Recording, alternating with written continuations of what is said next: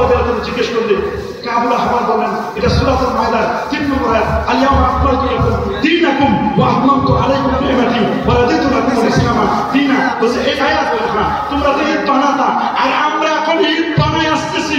এই আয়াতটা যেদিন নাযিল হয়েছিল ওটা ছিল দুইটা একসাথে দুই ঈদ। ওটা ছিল আরাফার দিন, আরাফার ঈদ, আর ওটা ছিল জুমার দিন, জুমার দিনের ঈদ। দুই ঈদ একসাথে ছিল। তাহলে কোরআন কারীমের একটি আয়াত নাযিলের দিন শাব্দিক অর্থে ঈদ বলা হয়েছে, খুশি বলা হয়েছে, ওটা তো আরাফা, ওটা তো জুমা। আল্লাহু আকবার। তাহলে কি ঈদ শব্দটি শাব্দিক অর্থে বলতে কোনো বাধা আছে? যারা বলেন কোনো বাধা আছে? কোনো বাধা তো নেই। শুধু তাই নয়, আপনি শুনলে অবাক হবেন, জুমার দিন এটা মুসলমানদের জন্য ঈদের দিন। বলেন জুমার দিন মুসলমানদের জন্য কিসের দিন?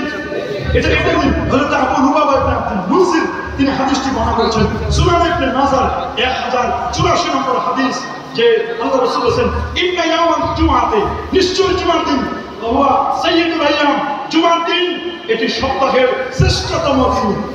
কিসের দিন? বলে না জুমার দিন সপ্তাহের শ্রেষ্ঠতম দিন। ওয়া আফদালু ওয়া আযামু হা ইনদাল্লাহ, আল্লাহর কাছে এটা এত দামি। আফদালু মিন ঈদুল আযহা ওয়া ঈদুল ফিতর, এটা ঈদুল আযহা ঈদুল ফিতর চেয়ে উত্তম।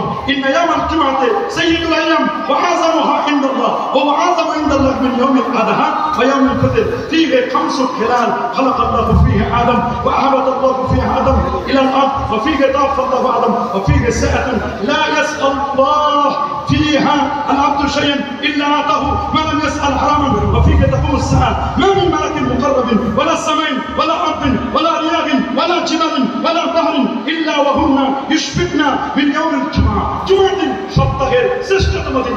এটি ঈদুল আযহা ঈদুল ফিতর চেয়ে উত্তম। বলে কারণ কি? বলে পাঁচটি কারণ। বলে কয়টা? এক নম্বর, এদিন আদম নবীর জন্ম। আমরা একসাথে দলিল দিচ্ছি, এগুলো দিয়ে তা নয়, এগুলো দিয়ে দলিল দিচ্ছেন ওমর আব্দুল্লাহ আল কামেল তার কিতাবের মধ্যে। আমরা অনেকগুলো সৈয়দ কালাবি আল মালিকি আল মাক্কি, আমাদের কাছে এরকম 8 খণ্ডের শত নয় হাজার হাজার পৃষ্ঠার ঈদ মিলাদুন নবীর বই আমরা ডাউনলোড করেছি। মাসতুতাগুলো ডাউনলোড করে আমরা দেখেছি, সেখানে স্পষ্ট করে দেখলাম যে এই হাদিস দিয়ে তারা দলিল দিচ্ছে, আমরা যে নতুন করে দলিল দিচ্ছি তা তো নয়, বরং আমরা সালাফদের বুঝ দিব। আমাদের বুঝ দিয়ে সালাফদেরকে দিব না। সালাফুস সালিহিন যারা, তাদের বুঝটা আমরা নিব। বলেন তাদের বুঝটা কি? আমাদের বুঝ তাদেরকে দিব না। তারা যেভাবে বুঝেছেন আমরা সেভাবে বুঝতে চাই। নবীর জন্মদিন, আদম নবীর জন্মদিন হলো শুক্রবার। আদম নবীর জন্মদিন যদি ঈদুল আযহা ঈদুল ফিতরের চেয়ে উত্তম হয়, আমার নবীর জন্মদিন ঈদুল আযহা ঈদুল ফিতরের চেয়ে উত্তম বলা যাবে না? কি বলেন যাবে না? এটা আমরা কিয়াস করব। কিয়াস করতে তো দলিল, কিয়াস করতে তো কোনো সমস্যা নেই। কিয়াস আপনি করেন, হ্যাঁ আপনি আমার কিয়াসটাকে বাতিল, সেটা আপনি প্রমাণ করেন যে আপনার কিয়াসটা বাতিল, এটা আপনি প্রমাণ করেন। চুপে চুপে একটা হাদিস থেকে তো মানুষ দলিল গ্রহণ করতেই পারে, কোনো আপত্তি নাই। ইয়ামু আরাফা, ইয়ামুন নাহার, ওয়া ইয়ামুত তাশরিক, ঈদুনা আহলাল ইসলাম, ওয়া ইয়া আইয়ামু আকলিন ওয়া শুরবিন। আল্লাহু আকবার বলেন। 5টা দিন এখানে ঈদের দিন দেওয়া হয়েছে, আরাফা, কুরবানির দিন এবং পরে আইয়ামুত তাশরিকের দিন, এগুলোকে ঈদের দিন বলা হয়েছে। আমাদের এই কথা বলতে আর বাকি নেই। আমরা যদি নবীর জন্মদিনকে ঈদ বলি, কোনো বাধা আছে? বলুন না, কোনো বাধা আছে? হ্যাঁ, আমরা শান্তি করতে ঈদ বলি। এখন বলবেন হুজুর আপনারা যে এই যে নবীর জন্মদিন পালন করেন, ইতিকাদ বিমাউলিদিন নবী সাল্লাল্লাহু আলাইহি ওয়াসাল্লাম, তবে এখন দেখলাম ওরা একটু সুর পাল্টাই দিচ্ছে। কি সুর পাল্টাইছে বলবো? ওরা কয় মিলাদুন নবী মানি, কিন্তু ঈদটা মানি না।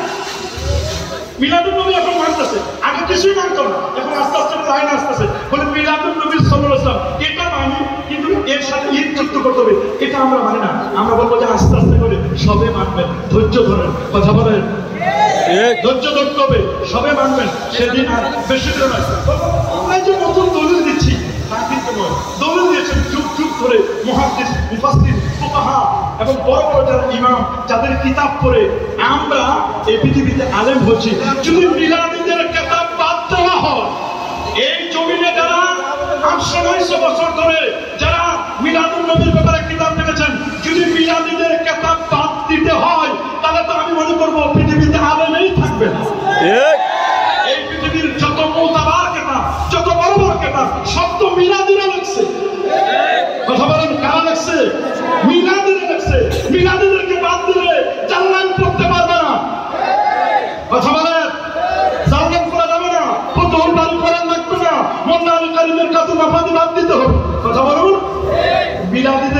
দেওয়ার, একেবারে মাইনাস করার যারা চেষ্টা করছেন, আল্লাহে আমি বলি এদের ব্যাপারে কোনো শত্রুতা করবেন না। আমরা নবীর সন্তান, আমরা সবসময় মন খারাপ মুক্ত। যে মিলাদের মধ্যে বেদাত হয়, জিয়াদা হয়, হাজির নাজির কল্পনা করা হয়, এই ধরনের মিলাদের সাথে সালসিনা দরবার ফুরফুরা মাসলাকের এই মিলাদের আমাদের কোনো সম্পর্ক কি বলেন? কোনো সম্পর্ক আছে? যেখানে ঢোল তবলা বাজানো হয়, happy birthday to Mohammad, cake কেটে হাততালি দেওয়া হয়, নারী পুরুষ অবাধ বিচরণ করে, যেখানে ঢোল তবলা একতারা দোতারা সেতারা আউল বাউল ফাউল নাচানাচি হালাপানি ট্রাক মিছিল করে নামাজ পড়ে না, এদের সাথে আমাদের কোনো সম্পর্ক কি বলেন? আমাদের কোনো সম্পর্ক আছে না, এদের সাথে আমাদের সম্পর্ক নেই। হ্যাঁ, কর্মকালীনের বেশ কিছু আয়াতকে কেন্দ্র করে যুগশ্রেষ্ঠ যারা ইমাম মুহাদ্দিস ফকিহ যারা যুগ যুগ ধরে তাদের কিতাব পড়ে আমরা আলেম হচ্ছি, আমরা দেখতে পাচ্ছি যে তারা তাদের কিতাবের মধ্যে যে আয়াতগুলোকে এনে দলিল দিয়েছেন, সেই আয়াতগুলো আমরা একটু পর্যালোচনা করি। সেই আয়াতগুলোর মধ্যে একটা আছে সূরাতুল ইব্রাহিমের ৫ম আয়াতটি, ওয়াযাক্কিরহুম বিআইয়ামিল্লাহ। আল্লামা সাইয়্যিদ হাওয়া তিনি তাফসীরে লিখছেন, আল্লামা হযরত আব্দুল্লাহ ইবনে আব্বাস রাদিয়াল্লাহু তাআলা আনহু থেকে, বিআইয়ামিল্লাহ আই বিনিআমিল্লাহ, আল্লাহ নিয়ামতের দিনগুলোকে দিবসগুলোকে স্মরণ করতে হবে। তিনি বলেছেন নবীর জন্মদিন যদি আল্লাহর দিবস না হয় তাহলে আর কোনদিন আল্লাহর দিবস হবে? নিঃসন্দেহে নবীর জন্মদিনকে তিনি বলেছেন আল্লাহ পাকের দিবসের অন্তর্ভুক্ত। আল্লাহু আকবার বলেন। এই এক দুই নম্বর সৈয়দ আরবি আল মালিকি আল মাক্কি তিনি যে আয়াত এনেছেন সূরা ইউনূসের ৫৮ নম্বর আয়াত, কুল বিফাদলিল্লাহি ওয়া বিরহমাতিহি ফাবিযালিকা ফালইফরাহু ওয়া খায়রুম মিম্মা ইয়াজমাউন। ফাদলুল্লাহ দ্বারা এলেন, রহমত দ্বারা মুহাম্মদ রাসূলুল্লাহ সাল্লাল্লাহু আলাইহি ওয়াসাল্লাম, ওয়া মা আরসালনাকা ইল্লা রাহমাতাল লিল আলামিন। তাহলে কোরআন মাজিদ পড়েন, হ্যাঁ ফাদলুল্লাহ দ্বারা আর অনেক কিছু হতে পারে, আমরা এটাকে অস্বীকার করি না, তবে রহমত দ্বারা নবীজি মুস্তাফা সাল্লাল্লাহু আলাইহি ওয়াসাল্লাম, আমরা নবীকে পেয়ে, কোরআন মাজিদ পেয়ে, ইলম পেয়ে, রিজিকও ফাদলুল্লাহ হতে পারে, এগুলো পেয়ে সন্তান সন্ততি এগুলো ফাদলুল্লাহ হতে পারে, কোনো আপত্তি নাই। এগুলো পেয়ে আমরা খুশি কিনা? ফাবিযালিকা, এই কারণে ফালইফরাহু, তোমরা খুশি হও, তোমরা আনন্দিত হও। তা আমরা খুশি হতে চাই, কি বলেন? খুশি হতে চাই। ২ ৩ নম্বর যে দলিলটি দিয়েছেন তারা এই পৃথিবীর মধ্যে যে দলিলটি দিয়েছেন স্পষ্ট করে আল্লামা ইমাম মুহাম্মদ বিন তাহির বিন আশুর রাহমাতুল্লাহ আলাইহি, তারা তাহরির ও তানবীরের দ্বিতীয় খণ্ডের ১৭২ পৃষ্ঠা তিনি এত বিশাল তাফসীরের কিতাব লিখেছেন। তিনি শাহরু রমাদান আল্লাযী উনজিলা ফীহিল কুরআন হুদাল লিন-নাস ওয়া বায়িনাতিন মিনাল হুদা ওয়াল ফুরকান ওয়া মান শাহিদা মিনকুম আশ-শাহরা ফালইয়াসুমহু, এই আয়াতকে কেন্দ্র করে তিনি দলিল দিয়েছেন, সুন্দর করে তিনি বলে দিয়েছেন, ওয়া মিনহু উখিযাল উলামাউ তা'জিমান ইয়াউমিল মুওয়াফিক লিয়াউমি বিলাদাতিন নবী সাল্লাল্লাহু আলাইহি ওয়াসাল্লাম। আর এই বিবেচনায় মূলত উলামায়ে কেরাম নবীজির জন্মের দিনকে সম্মানিত করার বিষয়টিকে সাব্যস্ত করেছেন। আমরা করি নাই, আমরা তো কিতাবের নাম বললাম, পৃষ্ঠা নাম্বার বলে দিলাম, যেহেতু সময় শর্ট এই জন্য পুরো তো শেষ অংশটা করলাম স্পষ্ট করে, যে আমিন উখিযাল উলামা তা'জিমান ইয়াউমিল মুওয়াফিক লিয়াউমি বিলাদাতিন নবী সাল্লাল্লাহু আলাইহি ওয়াসাল্লাম। তারা এগুলো দলিল দিয়েছেন। দেখলাম সৈয়দ আরবি আল মালিকি আল মাক্কি এবং ডক্টর আব্দুল্লাহ কামেল, তারা ইনসাফ এই কিতাবটি আমার কাছে রয়েছে, মজুদ রয়েছে। কিতাবগুলো আনতে চেয়েছিলাম, সময়ের অভাবে সুযোগগুলো আমরা আনতে পারি নাই। উনি কিন্তু দলিল দিয়েছেন আপনার জীবনের কসম, নিশ্চয়ই তারা তাদেরকে নেশায় ঘুরপাক খাচ্ছিল। এই যে দেখেন, আল্লাহ কিন্তু কারো কোন নবীর কসম করে নাই, আমার নবীর 63 বছরের হায়াতের কসম করেছেন। আল্লাহু আকবার। কিন্তু দুঃখের উপরে সত্য, নবীর এই 63 বছরের হায়াতকে অপারেশন করছে, বলে অপারেশন করতে গিয়ে দুইটা ভাগ করছে। একটা হলো 40 বছর আগের অপারেশন, অপারেশন করে দুইটা টুকরা করছে, একদিকে লেখছেন 40, আরেকদিকে লেখছেন 23। তোমাদের অপারেশন সঠিক নয়, বলেন তোমাদের অপারেশন কি নয়? নবীর 63 বছরের হায়াতকে দুটো ভাগে ভাগ করেছেন। 40 বছর, ওই 40 এর আগে মানা যাবে না, 40 এর পর মানতে হবে। আমরা দেখলাম তাদের মুরব্বী যারা দাবি করে মাযহাবে হানাফি, কিন্তু আকীদা দেখলাম সালাফি, সালাফি করে দেখলাম খালাফি। সালাফি হতো, সালাফি হওয়ার পর যে ঠান্ডা থাকতো, সালাফি করে নয়, দেখলাম খালাফি। আহারে, নিজের পত্রিকা, যে পত্রিকাগুলোকে আমরা মোতালা মনে করতাম, আমাদের ছাত্রদেরকে বলতাম যে তোমরা এলমি, তোমাদের এলাকার জন্য, এলমি ইয়াকাকে বাড়ানোর জন্য তোমরা এই কিতাবগুলো পড়বো। কিন্তু এই কিতাবগুলো পড়ে যখন আমরা দেখি, হায় হায় হায় হায়, একই অবস্থা। তাদের কাছে যখন মুহাম্মদ ইবনে আব্দুল ওয়াহাব নজদি মুজাদ্দিদে জামান হয়, যখন শাইখুল ইসলাম বড় বড় মুজতাহিদ হয়, শাইখুল ইসলাম ইবনে তাইমিয়া যে মুহাম্মদ ইবনে কালামের আকীদা পুরাটাই ডাউনলোড করে নিয়েছে, তার ছিল মুহাম্মদ ইবনে কালামের আকীদা মুজাসসিমে আমাদের আকীদা যারা সিনাই ডাউনলোড করে নিয়েছে তাদেরকে যারা হাইলাইট করতে পারে তাদের কাছে আল্লামা সিয়ুতি তো মুস্তাহিদ হতেই পারে না, তাদের কাছে আল্লামা ইমাম ইবনে হাজার আসকালানি মুস্তাহিদ হতে পারে না। তবে বোঝা গেল মুস্তাহিদের যে ক্লাসিফিকেশন আছে এটাও মনে হয় পড়ার সুযোগ পায় না। যদি পড়ার সুযোগ না পারেন তাহলে আরেকটু করেন ফাকুল লিমা ইয়াদাই ফিল ইলমি ফালসাফাতান হাফাজতা শাইয়ান ওয়া গাবাত আনকা আশিয়া। তবে আপনি আমার খুব সুন্দর করে বলে দিয়েছেন, মনে করছো অনেক কিছু শিখেছো, না বাবা আরো অনেক বাকি আছে। হাফাজতা শাইয়ান তানবিনাতান ওয়া গাবাত আনকা আশিয়া, অনেক কিছু তোমার থেকে ছুটে গেছে। কোন জায়গা আহারে নিজেকে মনে করে যে আমি ইবনে হাজার আসকালানির ছোট ভাই বা বড় ভাই, নিজেকে মনে করে ইবনে হাজার আসকালানি কেন? যদি ইবনে জাবালও আসে, ইবনে হাজার না, ওরা তো নতুন কথা না, এটা ওদের পুরাতন কথা। বা ইবনে হাজার কেন? ইবনে জাবালও যদি দলিল দেয়, হাজারও দলিল দিতে দেয়, তারপরে মানবে না, বলেন তারপরে মানবে। ইবনে হাজার কেন? ইবনে জাবালও আল্লামা সিয়ুতিকে তারা চিনে না, আল্লামা সিয়ুতিকে তারা মুস্তাহিদ বলতে ওদের কষ্ট লাগে। হ্যাঁ, আমরা বলি না উনি অবশ্যই মুকাল্লিদ ছিলেন, মুস্তাহিদ ছিলেন। মাসলাদের মধ্যে মুস্তাহিদ তো 5টি প্রকার আছে। আল্লাহু আকবার বলেন। রিওয়ায়াতুল মানা যারা চিনে না, তাদের কাছে আমরা কি বলবো? নিজেরা বড় বড় মুস্তাহিদ, নিজেদের বড় বড় মুরব্বিদেরকে মুস্তাহিদ বলেন। কি বলেন? জোরে বলেন না, কি বলেন?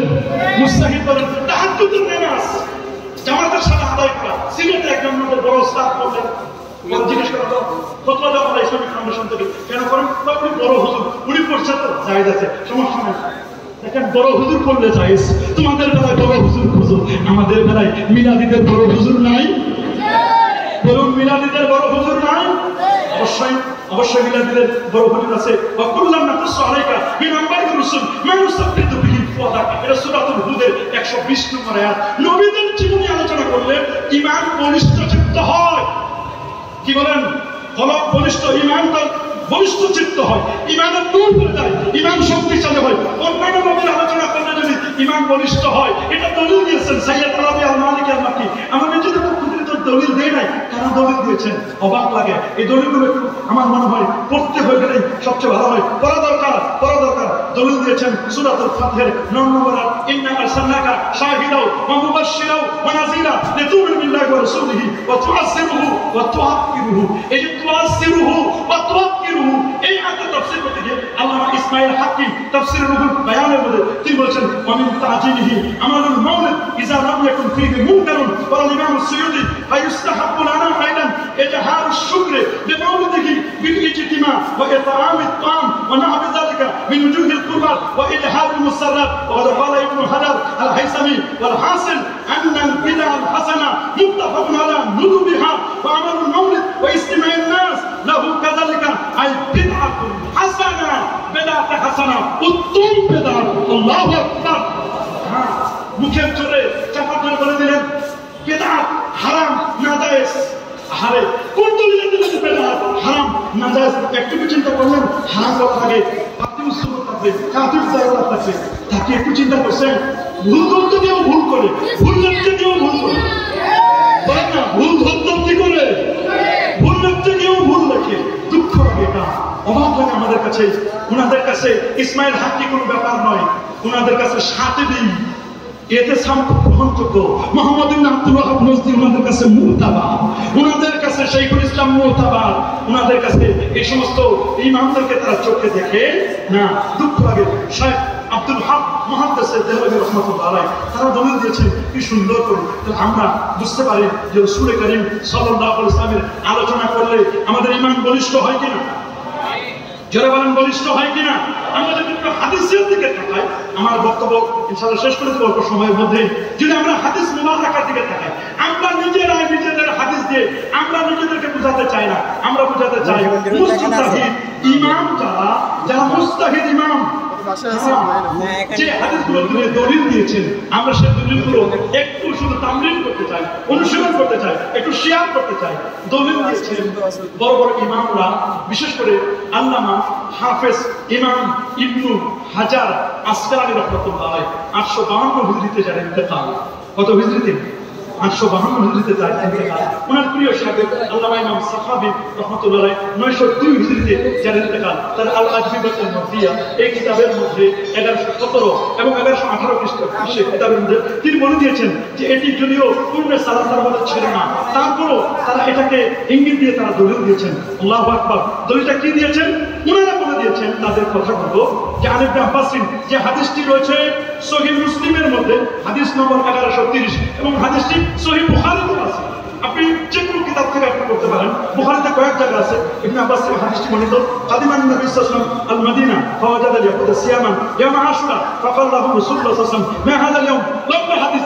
এই পুরো হাদিসটা বলার পরে আল্লামা ইমাম ইবনে হাজার আসকালানি বলেন ফাইস্তাফাদু মিনহু ফিল শুকর লিল্লাহি আলা মা মান্না বিহি ফি ইয়াওমিন মুআয়্যানিন মিন ইসতাইনামাতিন আও দাফ'i নাকবাতিন ওয়া ইউআদু যালিকা ফি নাজিরি ذلك اليوم من كل سنة والشكر لله يحصل بأنواع العبادة كالسجود والصيام والصدقة والتلاوة وأي نعمة أعظم من نعمة ببروج هذا النبي نبي الرحمة في ذلك اليوم. الله أكبر. তারা বলে দিয়েছেন কি সুন্দর করে এই হাদিস থেকে এই মাসালা প্রমাণ করা যায় বিশেষ কোনো দিনে আল্লাহ কোনো নিয়ামত দিয়ে কিংবা কোনো বিপদ দূর করে যে দয়া করেছেন সে দয়ার শুকরিয়া আদায় করা এবং প্রতি বছর সেটি পুনরায় পালন করার পক্ষে দলিল গ্রহণ করা যায়। ইবনে হাজার আসকালানি বলেন দলিল গ্রহণ করা যায়। আর আপনি মুখস্থ বলে দিলেন না ইবনে হাজার কেন, ইবনুল জামাল হলো হবে না। আল্লাহর কৃতজ্ঞতা কয়েক প্রকার ইবাদতের মাধ্যমে আদায় করা হয়, যেমন সিজদা দেওয়ার মাধ্যমে, রোজা রাখার মাধ্যমে, কোরআন তেলাওয়াতের মাধ্যমে। ওরা বলেন তাহলে আপনারা করেন, এগুলো তো করেন না। নবী সাল্লাল্লাহু আলাইহি ওয়াসাল্লামের জন্মগ্রহণ করার চেয়ে বড় নিয়ামত ওই দিনে আর কি হতে পারে? আমার নবীর নিয়ামতটা পালন করতে কোনো বাধা আছে? আমরা এটাকে ইহতিফালের মাধ্যমে করি, আমরা এটাকে ইহতিফালের মাধ্যমে করি। এই হাদিসটি দলিল দিয়েছেন, এটা শুধু আমরা দলিল দিই নাই, যুগশ্রেষ্ঠ মুজতাহিদ ইমামরা দলিল দিয়েছেন। দলিল দিয়েছেন আল্লামা জালালউদ্দিন সুয়ুতি রাহিমাহুল্লাহ বারী 911